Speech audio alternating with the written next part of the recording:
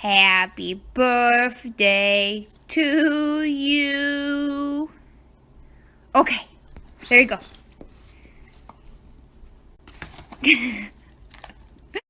Hello, friends and family and people on the internet. It's been a while since I've done this, so I wanted to do a Q&A video because I thought that would be kind of fun. It's about to be finals week, so I needed something to do that wasn't school. So we're going to do a Q&A video. So, first question. These are all backwards. Well, they are what they are. Oh no, it doesn't work. Well, they're backwards, so it is what it is. How did I get Moose to accept the gentle leader? So those who don't know, the gentle leader is the muzzle thing that looks like he's wearing, but it's not really a muzzle, it's just a gentle leader. So anything that Moose has not liked, we've done kind of slowly showing it to him. So like nails, we used to hate getting his nails done, but then we did the spoon on the nail trick. So you grab the nail and hit it with a spoon, and eventually he did fine. That's the same with his gentle leader. So he would wear it sporadically, and then eventually over time he got used to it. The next question is, do you have issues bringing Moose places? And I don't have issues, but I have issues with the people I'm seeing. Like times I've said before, you bringing in a dog, people are very like, oh my god, dog, like that's so exciting, there's a dog, let me pet this dog that I'm not supposed to pet, that's wearing things that say do not pet. And I feel like that's always going to be a consistent problem, but it's just like dealing with it in a more successful manner. All right, so we'll do the first question. Sorry, I can't read backwards. When was the moment you realized you loved him? So for those who don't know Moose and I's story, Disney 2 years ago, I guess, is when I decided to get him. And so it was just the process of waiting for a litter to come.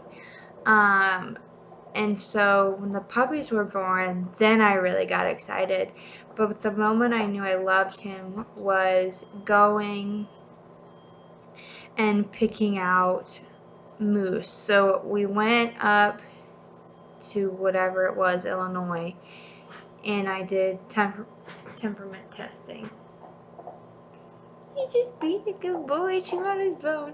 And I did temperament testing, and so I finally picked him out. I went with my best friend Kara, and it was a lot of fun. We went up there, and I think there's an earlier video that shows kind of our story together, so you're welcome to go and watch that.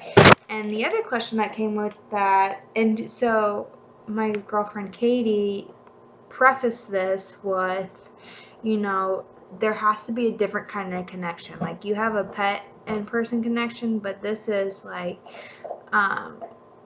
superhero person connection. So Moose is my superhero. What point did you feel a heart-to-heart connection and there was nothing separating you two? People say you love your dog the moment you get them, you love your dog. But I think there's two things that come to mind when I think of that. The first thing is the amount of focus she shares. And, there's a lot of times with me and him, and I've never had this with another dog, is that locked eye connection. Like, it's just being able to be so connected with your dog that they're comfortable looking at you in the eye. Because I think personally, and I don't know if there's any math or science or whatever, psychology to back that up, is the fact that Moose can look me in the eye and it not be like a dominance thing is a really big deal for me, because it's his eye contact with me is such a huge piece to our communication. And the other thing that I think really showed our heart-to-heart connection is when we were in class, and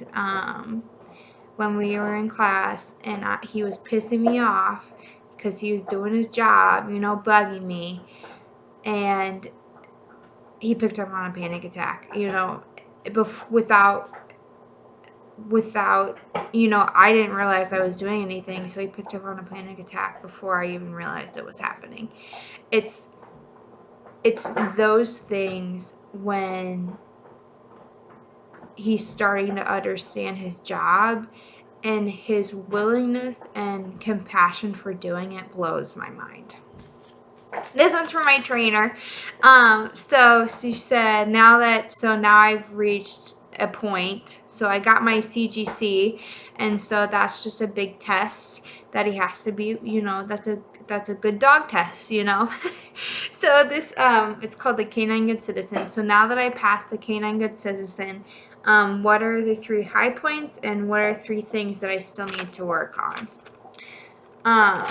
So 3 high points: getting the CGC, like I was saying before, him picking up on that panic attack, excuse me, and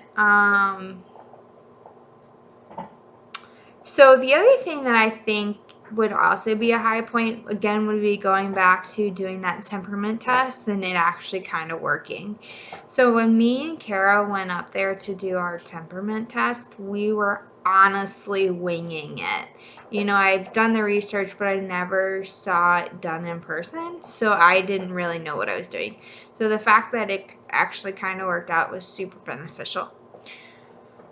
3 low points, or 3 things we need to work on, are 1, leave it. And so this goes to what happened last weekend. So Moose loves to eat dead things, always have. When we first went to the farm, he ate a dead mouse. When we're walking and there's dead worms, he loves those dead worms. But this freaking weekend, we were at Creve Coeur Lake, and there are a lot of dead fish at Creve Coeur Lake. Didn't realize how many dead fish were at Creve Coeur Lake. So he ate a dead fish. And so I'm saying, leave it, leave it, leave it. And he's not leaving it. So he brings it over to me, all proud and happy about it, and he eats it. Yep, ate a dead fish. The other thing I would like to work on would be working around other dogs. We've been going to PetSmart and working on our no greet, which is the command I use for him not to greet people and dogs. But it's just, he needs to be able to see a new dog and not get all excited. So when we go to PetSmart, what happens is he sees a new dog, gets excited, but then if we see it again, he's fine. So it's the immediate, realization that another dog's in there. And the other thing I would like to work on is our greeting of people. So I would love to get it down to where I can put him in a place, like say place, and he has his blanket. I can put him in a place and he'll stay there until I release him. So that's the other thing I would like to work on. Okay, so are people allowed to pet Moose? So no. I think, like, I make special, like, circumstances for, like, Patty, my trainer. She always pets Moose. But I'm talking, like, regular people, if they ask to pet Moose, they can't pet him. Especially since he's still training, because he's still so young. He gets so unfocused, and just having to refocus is kind of annoying. But I think I was talking to another one of my service dog friends. Maybe when he's super duper trained, people can pet him, but I don't know if that'll ever be the case. Just because I really do need him focusing, because for the small circumstance that, okay, I'm about to have a panic attack, I would love for him to always pick up on those so we can do something about them. Does he act differently on the job versus a pet? If so, how? Ooh, hello. Come here. Come say hi. Come here. Come here. He's just a sweetie boy. Come here. Come say hi. Come here. Get up here. There he is. He's got his little bony bone. He's getting so big. He's a sweetie boy. To answer that question, yes, and it's hilarious, freaking hilarious. Hello, Moosies. It's freaking hilarious. It's like put the vest on, work mode, take it off, shake it off. So I always ask him if he wants to go work right before we get out of the car or whatever. And so if he's going to go work, we say, do you want to go work? And so he puts the vest on, and then he goes to work. So when he's in work mode, it's like total turn down, pay attention to mom time. And then either whether we take it off in the car or at home, it's total Yahoo. Like, it was hilarious because I sent my brother a video of him just being a dog, and when I was trying to tell him how to take care of him, and he's just a Yahoo. He's a Yahoo, right? My moosies. He's a Yahoo when he doesn't have his vest on. He's just a dog. He's a 1-year-old. I guess he's a 1-year-old adolescent.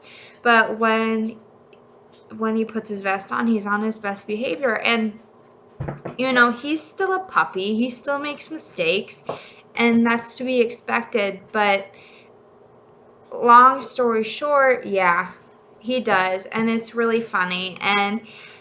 But he's still in work mode a little bit of the time, though. Like, if I were to start scratching really bad, he would be like, what are you doing? And, like, he would still alert me to those things. I think there's always a little of work mode on, but it's when he's just a sweetie boy saying hi. It's just different. It's just different, the amount of work mode. So when he has his vest on, I'll probably say it's 90-10, because there's always little things. But, he's still in training. So it's getting there. How did I get involved? We'll do that question first. So I think me getting a service dog has been talked about a long time. But it didn't come to fruition until Disney, where I was off the chain. And so, sorry, text, millennials, right? And so then I texted Anna, who had a service dog at the time, and I was like, how do I do this? And she was like, we can text and talk about it. And so that kind of got the ball rolling. But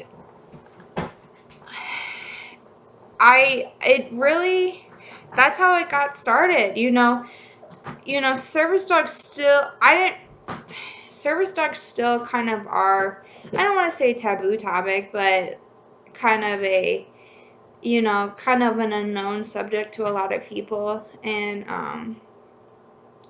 so I didn't really know about it. I knew it could help me, but I really didn't know about it. So that, and then, do SDs have certification? No, they do not. So there are programs that you can go through and get that you can go through, and then they give you the okay, and there's that. But there's no program covered under the ADA. People can owner train, and So all you need to do under the ADA is be a very, very well-trained dog and do 2 tasks.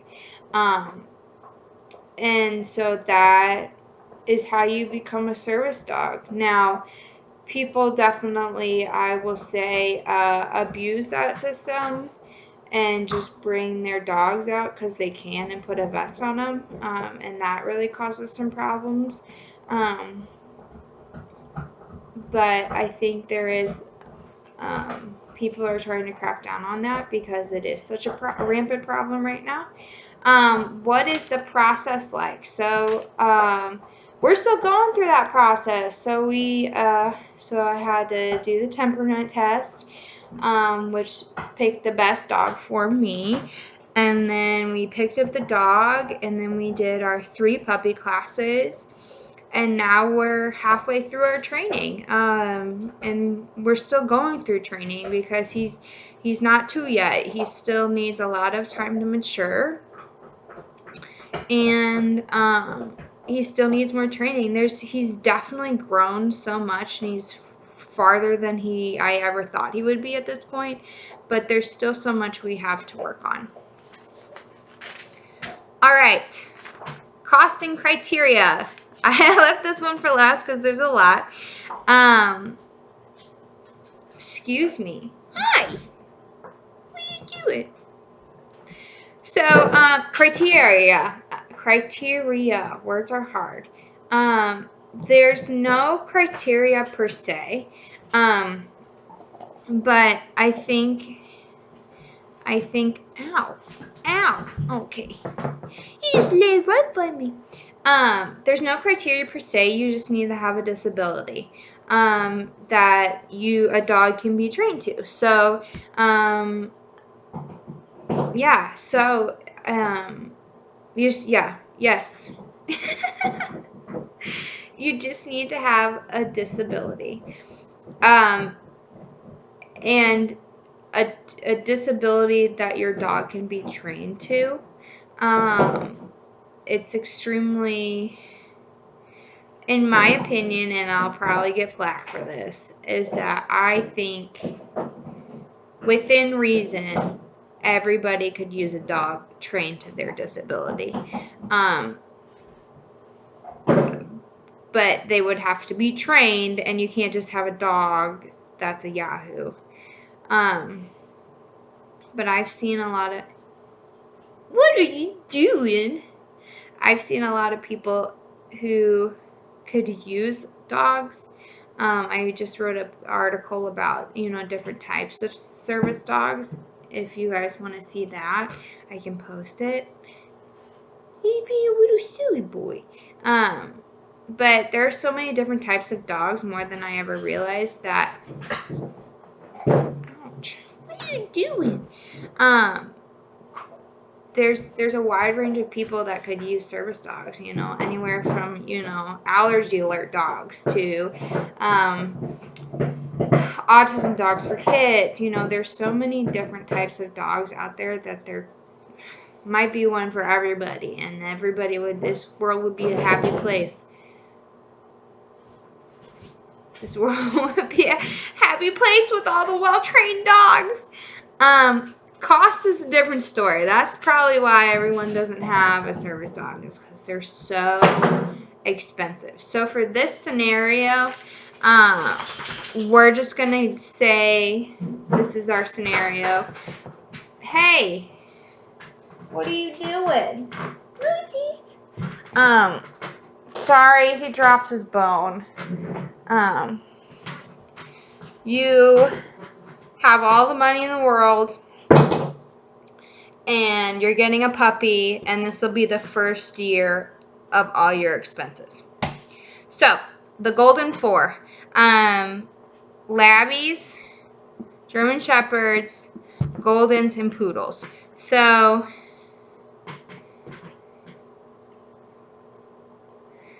those are the golden 4.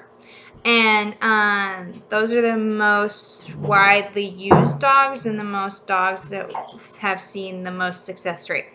So So the golden 4, let's see. Oh, you can't get on the screen. Labbies are approximately 900. That's how much I paid for Moose.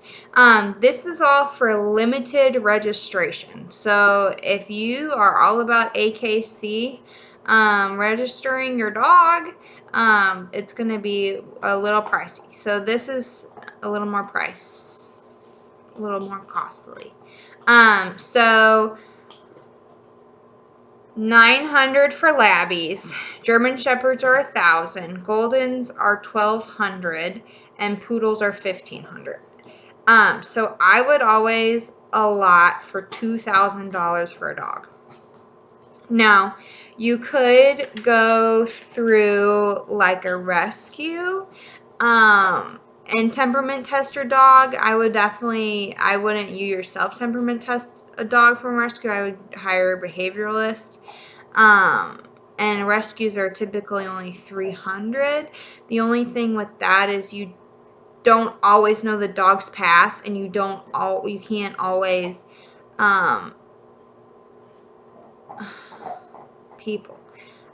you can't always guess what the outcome is going to be. A lot of times people who get dogs from rescues have to wash them because they have some unforeseen problems. Look at those words.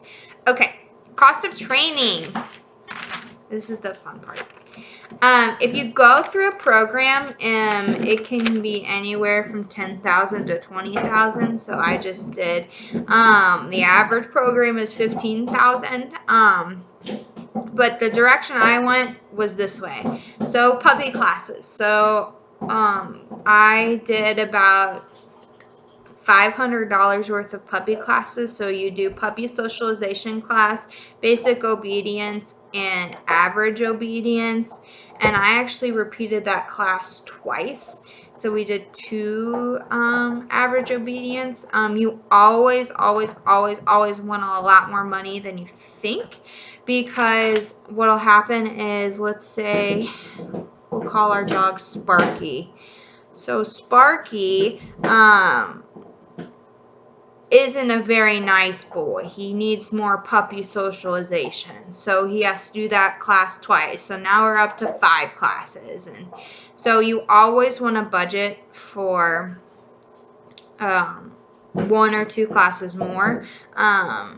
So 3 classes is the perfect puppy. 4 classes is the average puppy. 5 classes is just, he's being a beanie pants. And then we have private training. So that's $3,000. Thank you.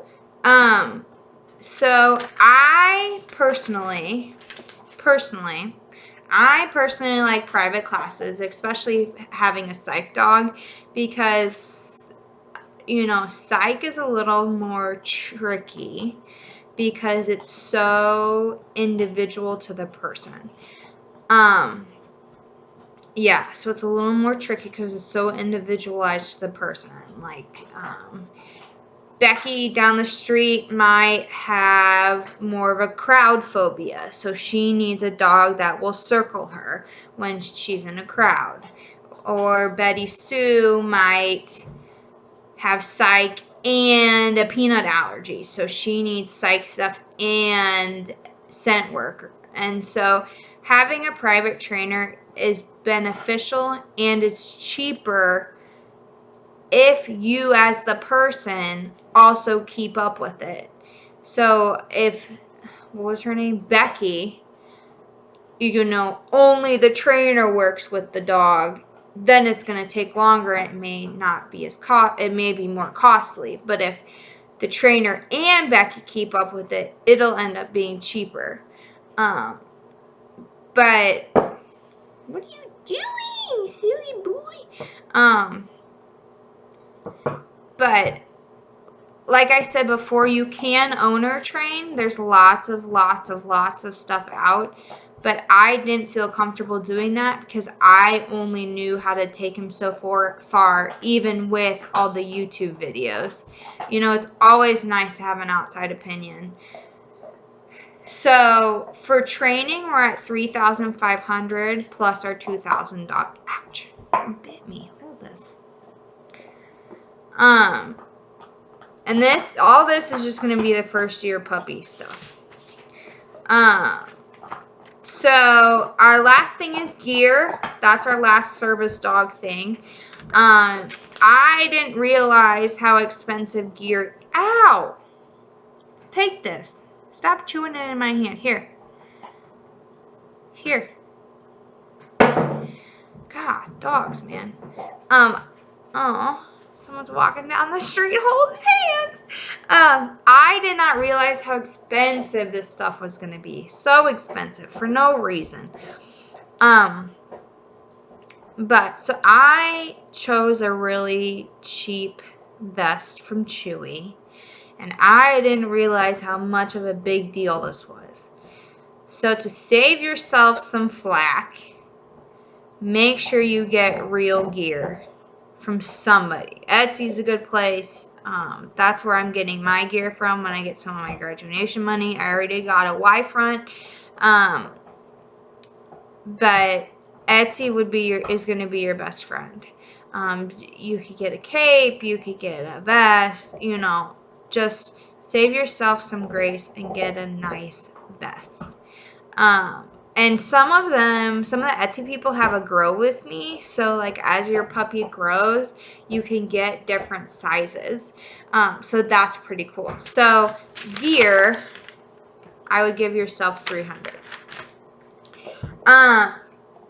He keeps giving me this freaking bone and chewing it on my hand, and it hurts. And then you have your average puppy cost. So for a year's worth, you want to have $2,000 saved. You always want to have more than that, but $2,000 is your bare minimum. Vet bills, toys, bowls, all that stuff. It's expensive and it adds up. So $2,000 saved. So your average year one cost is $7,800 to have a service dog. Now, if you could break that up in half and have half of that saved, you would be set. So let's see, divided by 2. So if you could have $9,900 saved before you get the dog and continue to save your butt off, then you'll be set. But it's not cheap. But after you pay for the training and what? He's giving me a stupid bone. Take this. What do you want? Come here. Come here. Come on.